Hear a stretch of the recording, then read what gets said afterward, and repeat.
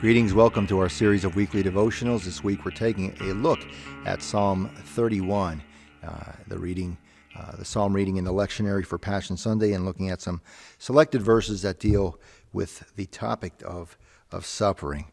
I've been watching a show on Netflix over the last few weeks called Narcos, which the first two seasons deal with the Colombian drug lord Pablo Escobar during the late 80s and 90s. And in one of the episodes, I don't mean to give spoilers if you're interested in watching, but I suppose it's related to history, so you can just read the history of Pablo Escobar and know that it's accurate. But towards the end of his reign of terror, the end of his life, it's kind of all spiraling out of control, and he only has one devoted follower left with him, and they're hiding from the Colombian police and from vigilantes and from the DEA. And so his friend hands him a medal of St. Christopher, I think, and says, "My mom always relied on this for protection, and so wear this." And he does, and he survives a few close scrapes with the law, and he kisses the medal, and he says, "This medal is really working." And of course, a couple of episodes later, let's just say that the medal runs out of juice, and Pablo Escobar meets his end.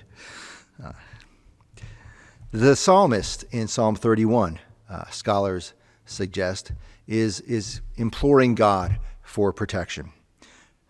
"But I trust in you, O Lord. I say, you are my God," the psalmist writes.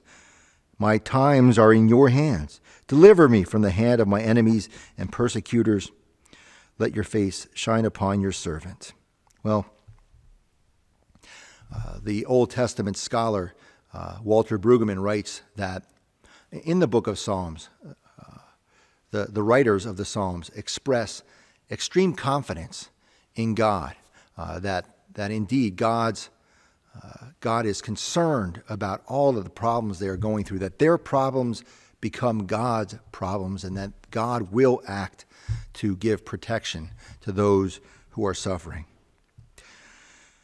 But if we read through the scriptures, we learn that God's idea of protection maybe isn't our idea of protection. God promises to be present with us through our trials and hardships.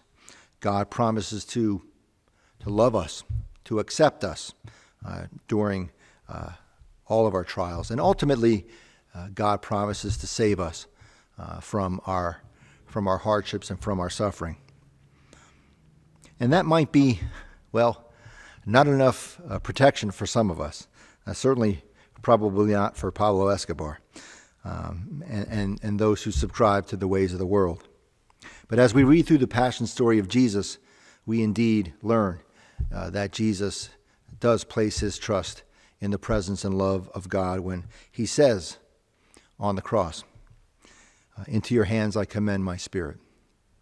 God trusts and commends his spirit to God, trusting in God's protection. And as Christians, we are called to do the same.